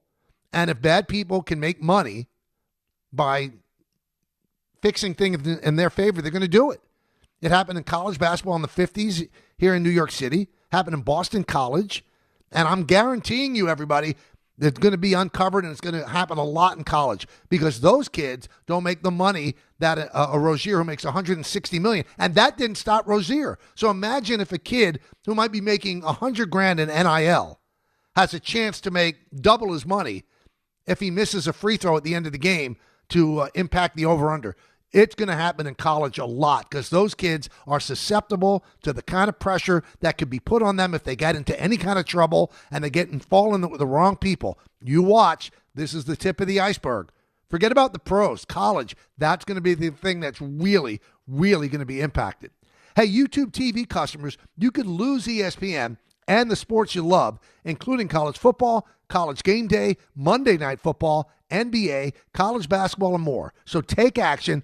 Go to keepmynetworks.com to keep ESPN. Now, we're going to talk to Brian Windhorst of ESPN, who had some interesting things to say yesterday, and he's been further working on the story today. He was just on SportsCenter. I want to hear what Brian has to say, and he certainly doesn't make the NBA out to be an innocent in all this, an innocent bystander, so to speak. So you're going to want to stick around for this. Brian Windhorst coming up in just a moment. Now, for one of the most awkward transitions you could possibly have, it's NBA tip-off week, and FanDuel is your home for live betting. So even if you miss the start of the game or want to ride the hot hand, FanDuel has live bets on everything from who will score next to fourth quarter comebacks. Plus, you can even combine your live bets into a same-game parlay for a shot at a bigger payout. However you want to play, now's the perfect time to join because FanDuel is giving new customers $300 in bonus bets if your first $5 bet wins. So just visit FanDuel.com/K to sign up today. Play your game with FanDuel, the official sports betting partner of the NBA. 21 plus, physically present in New York. First online real money wager only. $5 first deposit required. Bonus issued as non-withdrawable bonus bets, which expire 7 days after receipt. Restrictions apply. See terms at sportsbook.fanduel.com. For help with a gambling problem, call 1-877-8-HOPE-NY or text HOPE-NY 467-369. Friday with Don, Hahn, and Rosenberg. Can the Giants find a way to sweep the Eagles this year? As long as he's the quarterback, Dave, they have a chance to beat any team. Honestly, we couldn't say that for a very long time with this team. Will whoever is playing quarterback for the Jets get the offense going? Yeah, I think it'll be Tyrod Taylor on Sunday. The Jets are playing the mystery game. Don, Hahn, and Rosenberg today at 3 on ESPN New York and streaming live on YouTube. This October, the only thing scarier than missing the game is missing out on a brand new Kia. At Kia City of the Bronx, 3505 Connor Street is where the ghosts of old rides get traded in and new legends are born. They've got a monster lineup of new Kias that'll take you from tailgates to haunted houses in style. Visit KiaCity.com or call 646-917-7955. Don't get spooked, get moving. Kia City of the Bronx, where Halloween meets horsepower. This is an ad by BetterHelp. BetterHelp therapists have helped over 5 million people worldwide on their mental health journeys. That's millions of stories, millions of journeys. And behind every one is a therapist who showed up, listened, and helped someone take a step forward. Moments in therapy, like the right question, a safe space to cry, or a small win, can change lives. With over 30,000 therapists, BetterHelp is the world's largest online therapy platform, having served over 5 million people globally. And it works, with an average rating of 4.9 out of 5 for a live session based on over 1.7 million client reviews. This World Mental Health Day, we're celebrating the therapists who've helped millions of people take a step forward. If you're ready to find the right therapist for you, BetterHelp can help you start that journey. Our listeners get 10% off their first month. Just call pound 250 and say the keyword timeout. That's keyword timeout after calling pound 250. Looking for the best internet deal? It's just a fast phone call away. Only Optimum Fiber Internet delivers the fastest and most reliable fiber internet starting at just $40 a month. That's right, lightning fast fiber internet at a price that won't slow you down. Call 888-4OPTIMUM today to lock in your offer in just a few minutes and see how you can also get the Disney Plus Hulu bundle and an unlimited mobile line on us. Don't take slow for an answer. Call 888-4OPTIMUM or visit Optimum.com today. Terms apply. Finding great candidates to hire can be like, well, trying to find a needle in a haystack. Sure, you can post your job to some job board, but then all you can do is hope the right person comes along, which is why you should try ZipRecruiter for free at ZipRecruiter.com/ESPN. ZipRecruiter doesn't depend on candidates finding you. It finds them for you. Its powerful technology identifies people with the right experience and actively invites them to apply to your job. You get qualified candidates fast. So while other companies might deliver a lot of hay, ZipRecruiter finds you what you're looking for. The needle in the haystack. See why 4 out of 5 employers who post a job on ZipRecruiter get a quality candidate within the first day. ZipRecruiter, the smartest way to hire. And right now, you can try ZipRecruiter for free. That's right, free. At ZipRecruiter.com/ESPN. That's ZipRecruiter.com/ESPN. ZipRecruiter.com/ESPN. The Association on Aging in New York is celebrating the 60th anniversary of the Older Americans Act, which funds vital programs for millions of older adults. Services include meals, transportation, home care, Medicare counseling, case management, and caregiver support. Today, people are uncertain whether some programs remain available. We can help. To learn more about these essential programs and how to keep them, visit our website at agingny.org. Sponsored by the Association on Aging in New York. Hey, it's Alan Hahn. Let me tell you about my friends at Bath Fitter. They remodeled the bath by my pool. They converted a tub into a shower. The result is amazing. Bath Fitter offers all types of custom bath renovations, including their unique PermaFit solution for a watertight fit. It's done in one day, easy to clean, and durable with no demo or mess, and it costs less than a standard replacement, plus a lifetime guarantee. Right now, you get no money down, no payments or interest until 2027. So start designing your bath today at bathfitter.com. There's only one Bath Fitter. Your ambition just met its match with Robinhood. Trade stocks and ETFs, options, futures, and crypto all on one platform. Get started today at Robinhood.com/yourmoney. Your money, your move. All investments involve risk, including loss of principal. Options, futures, and crypto trading carry significant risk and may not suit all investors. Securities offered through Robinhood Financial LLC, member SIPC. Futures trading is offered by Robinhood Derivatives LLC, not FDIC or SIPC protected. Crypto offered through Robinhood Crypto LLC, NMLS ID 1702840, not FDIC or SIPC protected. Portfolio management offered by Robinhood Strategies, an SEC registered advisor. Hey, Doc, nice office. Quick question. If you had to choose, would you give yourself a root canal or run payroll? Run payroll, no question. Seriously? Well, have you run payroll before? Paying my team with Gusto couldn't be easier. Gusto gives me unlimited payroll runs, next day direct deposits, and automatically files my taxes. Saves me time. Wow, that's nice. Over here, Doc. Can I run payroll too? Choose payroll without the pain. Visit gusto.com/radio to sign up for free. Welcome back to the show. One of the reasons I wanted to get Brian Windhorst on the show, he is agendaless. What you hear from him, he's going to tell you the truth, and there is no agenda, and I appreciate that, and that's why I love when he agrees to come on the show. You can actually get more of Brian on the Hoop Collective podcast, which he does such a great job on, and Brian joins us now. Brian, how you doing? Good, Mr. K. Thank you for having me. Thank you for coming on. So you don't just do this because you're good at it. Obviously, you started because you love basketball. Are you concerned about the NBA if these allegations turn out to be true? I'm not concerned about it. It's something that in the new era where sports betting is now a central part of American pro sports, that it's something that the leagues are going to have to grapple with. They're continuing to grapple with it, which is inside information. Inside information used to be valuable to illegal sports bettors, and now it's very valuable to legal sports bettors, and therefore it must have a completely different level of oversight. This particular incident, there's a couple of different layers to it. You see the headline, and I agree, it's a spectacular headline. Mafia, rigging, X-ray tables, stuff like that. That has nothing to do with the NBA. There are NBA people involved with it, and for that reason, it is concerning to the NBA that they would have, players and coaches involved with gambling like that. But that is not the case that involves the NBA. So you have to sort of move that aside, and then you look at the case that does involve the NBA. And within that case, there are two different accusations. One accusation, which is that two players faked injuries to assure that under bets came home, is a serious accusation. It is also an accusation that, one, is not new, and two, the league caught the day that they happened, and that the integrity monitoring of the league was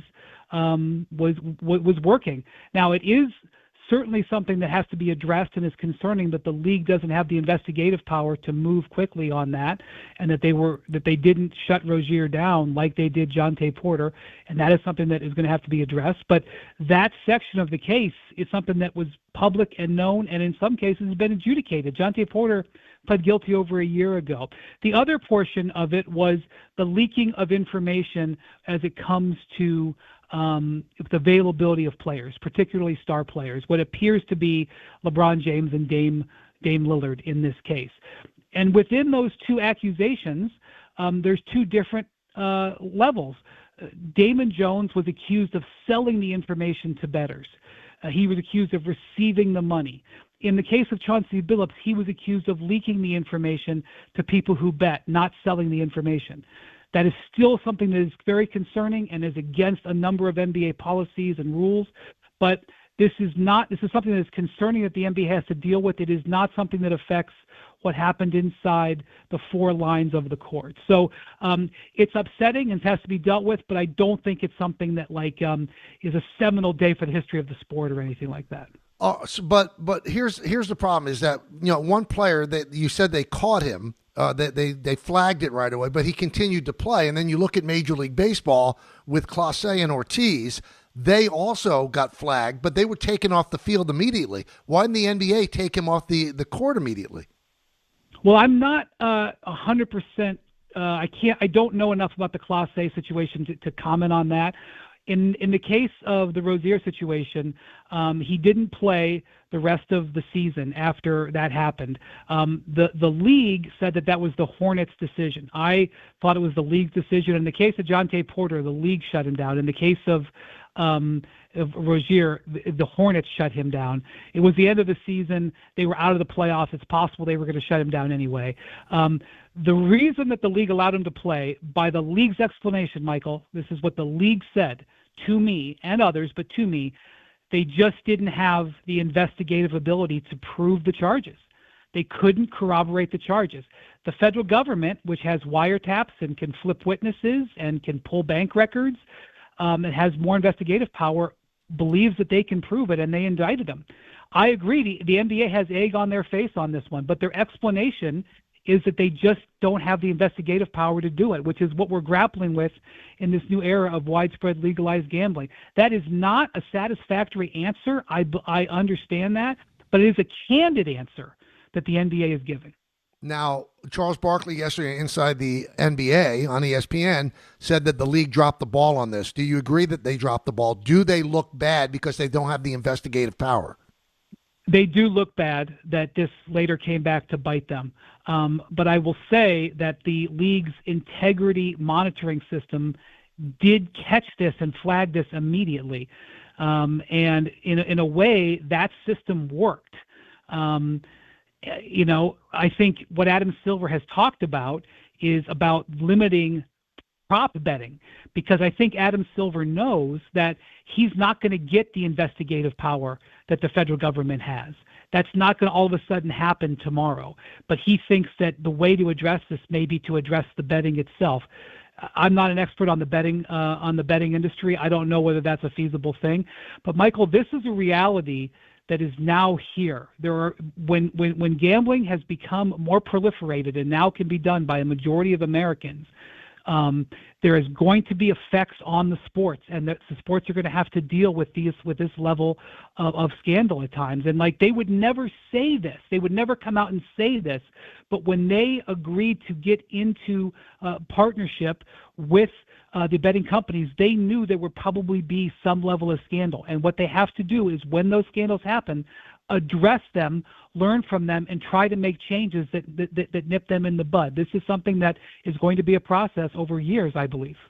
But do you believe, I've been talking about this on the show a lot the last couple of days. I don't know if the leagues getting in bed with betting companies leads to this. There have always been scandals, Brian. There were scandals with BC and college basketball in the 50s in New York City. As long as there's bad people, there's going to be bad people that follow them. So I just think it makes it easier to bet, but doesn't mean that, allegedly Rozier has to, leave a game so he can hit the under. It actually makes it easier to catch, Michael. Right. Because so the issue that the NBA is flagging, or the federal government is flagging here, is the gap in time between a team makes a decision on a star player and that information becomes public, okay? In basketball, the nature of the game is that one star player has a bigger effect on basketball than it does on the other sports. The only thing I could compare it to would be an ace pitcher. Whether that pitcher is available to play or not would be comparable. But certainly in basketball, you don't have an ace pitch every game. You in basketball, you theoretically have the ace every game.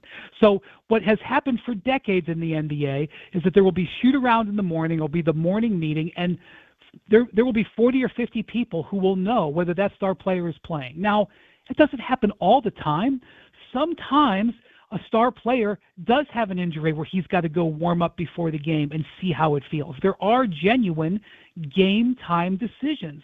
Karl Towns the other night seemed like a genuine game time decision. His status was all over the place during the day. But there's other times when a player is listed as a game time decision and there's 40 or 50 people who know that guy is playing. And that gap between when that decision is made and when that is made public is a place where there can be mischief. And that is where bettors have tried to get in there to that information. What did we see in the movie Goodfellas or the movie Casino? That's what the Robert De Niro character knew. He knew how to get that information on who was going to be available to play. That's what reporters like me are tasked with finding out. They want us to come on the 6 o'clock Sports Center and say, yeah, I think LeBron's going to play tonight. That information is because it has that value. The league knows that, Michael, and they have taken steps to close that gap down. They make teams update their reports during the day now. They find teams that don't follow the rules, but very clearly teams, for strategic reasons, still don't want to say it. And I suspect when the dust all clears here, what's going to happen is the league is going to come down on teams and say, I know you don't want to tell the opposition whether your star is going to play, but if you decide at 10 in the morning that he's going to play or that he's not going to play, you got to say it at 10:05. And if we found out that you didn't say it till 2:05, we're going to fine you. That is what I expect we're going to get out of this, because that's what the new accusation is in here, and it involves a guy in Chauncey Billups who's regarded as one of the class individuals in the NBA. I mean, you do have to wonder about the class individuals, because I've heard a lot of people say that. But if the poker allegations turn out to be true, where he was part of the setup and he knew people were being ripped off, Don't we have to reevaluate whether he's one of the class individuals in the game? Obviously, the Chauncey Billups that I know is a class individual, and it was my coworker at ESPN, and I sat alongside with, and I also covered. If it comes out, if he pleads guilty to something, or if it comes out that that is the case, yes, of course you adjust your thought process on it. But gambling happens. By the way, first off, gambling is legal if it's a home game. That's number one. And secondly, card games happen within the NBA. There are probably teams flying on airplanes right now, Michael, where there are I'm sure that happens in baseball too. I'm sure the players bet. Gambling is a pervasive within pro sports. There's obviously a line where it comes to becoming illegal, which is, various things. And if that happened here, of course, Chauncey Billups has to be regarded differently. But, being involved in a rigged poker game is one thing. That is not what Chauncey is being accused of in regards to the NBA case by the federal government. So obviously plugging injury updates and stuff like that, plugging those leaks is important, and that doesn't affect the integrity of the game. But the stuff that Rozier's been accused of, that's what scares me, where I think it does impact what the game's about, because fans have to have one thing, they have to have total trust in the legitimacy of an outcome. And if you could actually change the legitimacy of an outcome of an over and under, that is something I think that could impact the sport greatly. I agree. And I will also say that the system, I know that this is a hard statement for me to say because it's easy to push back on it. The system actually worked in this case. And the reason that they caught Jonte Porter, was because the casinos picked up on this betting, right. And they let him get away with it once. They picked up on it once, and they were like, "This is suspicious." They let him get away with it. When it happened again, they were all over him like a ton of bricks, and he was banned from the league within basically a day or days. In the case of Rozier, they picked up on it immediately. They knew that day. They knew by noon that day that something was off, and they investigated it, and they couldn't prove it. The league couldn't prove it. But the federal government, it took the federal government over 2 years to bring charges. Obviously, if this were simple, it would happen faster. They caught it. There are integrity systems out there. Now, obviously, you can say, well, what don't they catch? Of course, there's definitely stuff that they don't catch. But there are a lot of layers here. This is not the Wild West. There are a lot of layers here aimed at this, and the system actually worked in this case. It just worked slower than people wanted to. All right, let me finish with this, and this is just your opinion because I'm grappling with it as well. We're talking with Brian Windhorst here on the Michael K. Show. So I looked at Rozier's total earnings in the NBA. It's over $160 million.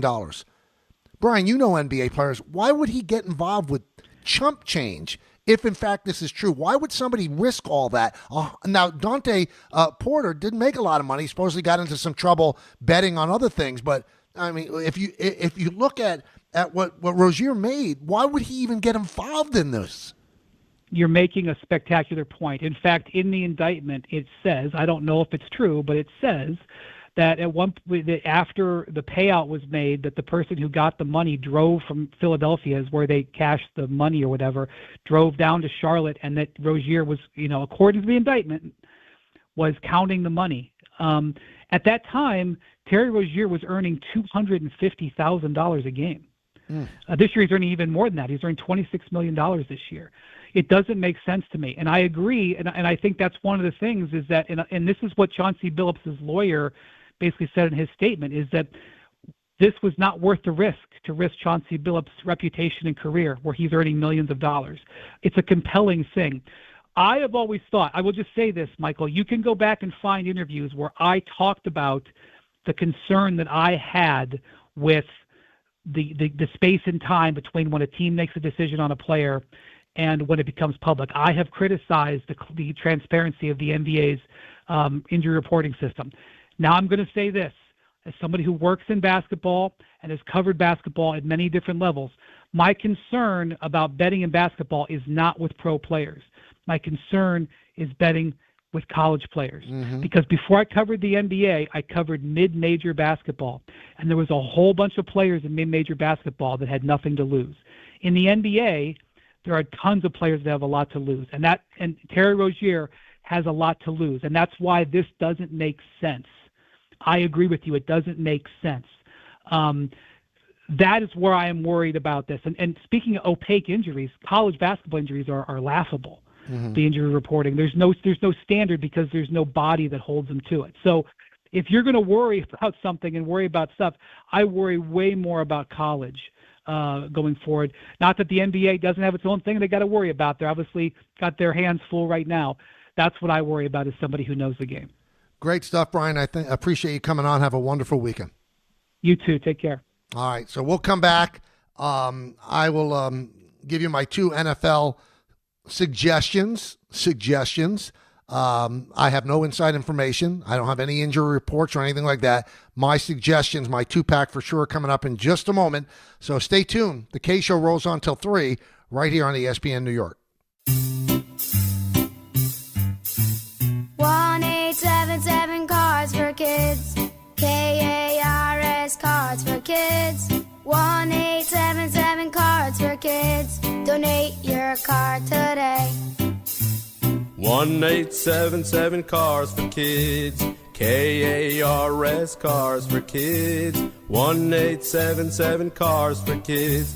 Donate your car today. Ready to get rid of that old car? Donate it to Cars for Kids. Call 1-877-CARS-FOR-KIDS to reach a friendly live agent. Donation's super easy, and your car can be picked up as soon as tomorrow. Call us now, 1-877-CARS-FOR-KIDS. That's Cars with a K to donate your car today. 1-877 Cars for Kids.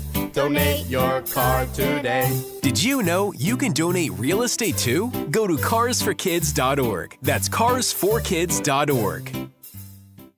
There he goes to the 20, 10, 5. That's a Jet touchdown. That's a Jet touchdown. Jets fans, be there at MetLife Stadium to see the New York Jets take on the Cleveland Browns on Sunday, November 9th at 1 p.m., presented by Verizon.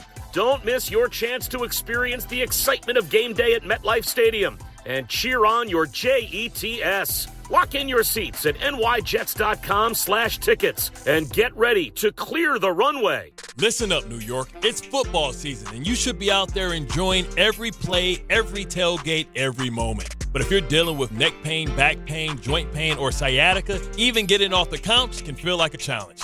That's where Dr. Jay Shaw at Sandwell Pain comes in. He's one of New Jersey's top pain specialists, Ivy League trained, double board certified, and dedicated to getting you back in the game. Here's the difference. No surgery, no scars, no long recovery, no pain medication. Just precise, non-surgical, image-guided procedures that get real results. Dr. Shaw treats everything from neck pain, back pain, migraines, nerve pain, and chronic joint pain. And he builds a custom game plan that's right for you. Same day or next day appointments are available with offices in Woodbridge, Livingston, and Inglewood. And yes, most major insurances are accepted. So don't let pain keep you on the sidelines this season. Go to SandwellPain.com to call, text, or book online. Relief is closer than you think, and it starts today. Serving contractors, builders, and homeowners in the tri-state area since 1987, Brooklyn Window & Door is New York City's largest stocking dealer of quality Andersen window and doors. The professionals at Brooklyn Window & Door will help solve any of your window replacement needs or applications. Visit Brooklyn Window & Door's award-winning showroom to see the complete Andersen product line, including the 400, 100, A&E series. Andersen, built, backed, and serviced like no other window. Visit Brooklyn Window & Door at 185 30th Street in Brooklyn or call 718-WINDOWS. Is college even worth it these days? At Empire State University, it actually is. They are SUNY's leading online university. Flexible, affordable, and built for real life. With more than 120 degree programs, you can study what matters most to you. And students agree. They're ranked #1 in student satisfaction among SUNY schools. Whether you are finishing what you started or starting fresh, your goals are within reach. See for yourself. Visit SUNYEmpire.edu before the next term begins. Out here, it's football season, where nothing beats backyard grilling, gathering around the fire pit, and cheering on your favorite team with friends. The yard is mowed, the lights are strung, and the grill is warming up. Whether you need to fill up your propane, get a new grill, or even a generator, out here, it's game day. And we're ready for it. Tractor Supply, for life out here.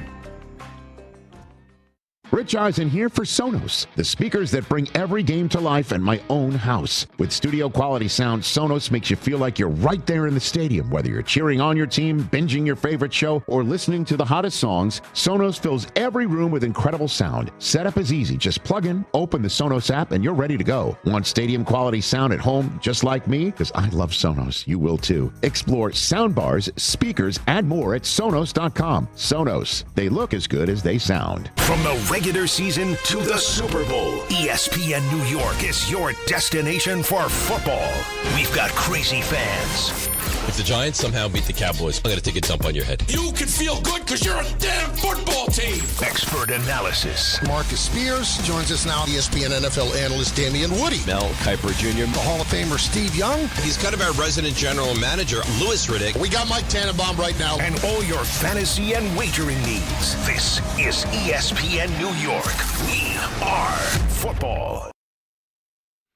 Oh, you know what that music means. It's time for two-pack for sure, where I give you two NFL picks. Now, let me reiterate what I said earlier in the show. I am the only host on the station making picks on his show that is over 500. Now, I don't know if that's an indictment against everybody else or a celebration of the brilliance of me, but let me give you the numbers again. Alan Hahn is 9-12. Don LaGreca, 9-12. Peter, an embarrassing 6-15. Bart Scott, 9-11, former NFL great. Chris Carlin, great in general, 9-12. Dave Rothenberg, the celebrated, Stump Rothenberg, knows everything about football, 8-13. Rick DiPietro, yummy, I know, but he is under 500 at 10-11. I make two picks a week.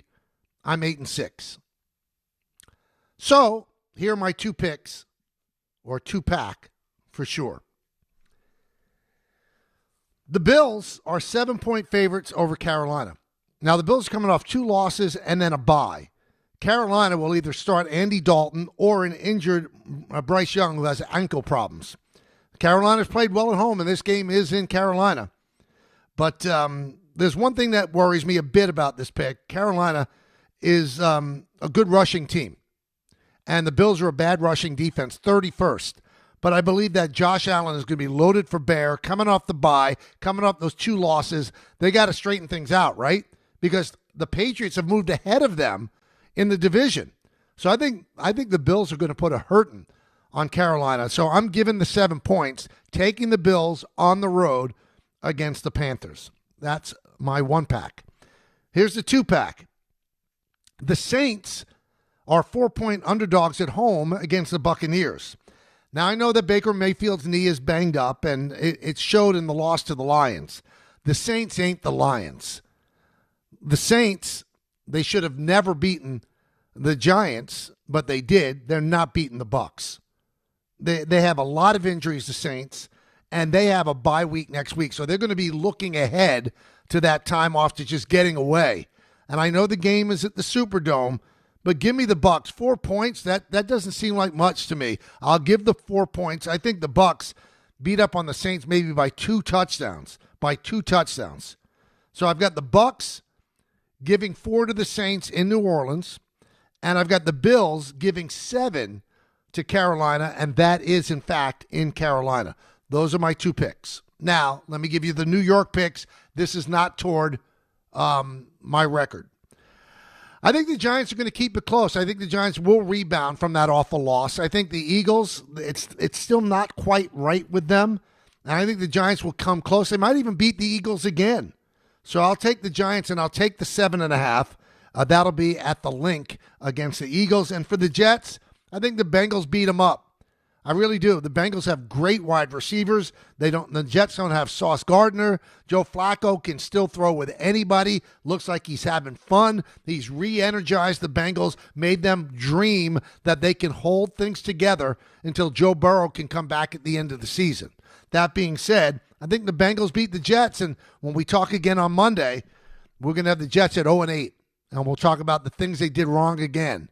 People look at this game and say, well, this is the one game the Jets might be able to win. Maybe they win the game against the Dolphins. But the Jets have already lost to the Dolphins. So is there any game that you can say, oh, the Jets are going to win that one? No Sauce Gardner, no Garrett Wilson, and still we don't know who the starting quarterback is, although we assume it's going to be Taylor. So give me the Bengals giving the 6.5. Give me the Giants taking the 7.5. I told you my World Series pick. Today's game 1. Tonight is game 1. And I'll take the Blue Jays in 6. I know that's against all the odds, but, you don't want to take chalk. And I think the Blue Jays are pesky enough, and they do the thing that could really upset the Dodgers' plan, and that's put the ball in play, a lot of foul balls, make the starting pitchers work, get into the bullpen, and the bullpen is, in fact, the weak spot of the Dodger team. So give me the Blue Jays in 6, game 1 tonight in Toronto. We thank you for joining us. It's been a fun 10 hours again this week. We appreciate you joining me every single day for these 2 hours, the quickest 2 hours in sports talk. We lead you right into Don, Hahn, and Rosenberg. In the words of Billy Joel, life is a series of hellos and goodbyes. I'm afraid it's time for goodbye again. See everybody. Have a wonderful weekend. Talk to you tomorrow. I'll talk to you on Monday at 1. Not sure who to bet this weekend? Well, The Wiz has you covered. Tune into the Fine Line Saturday at 8 a.m.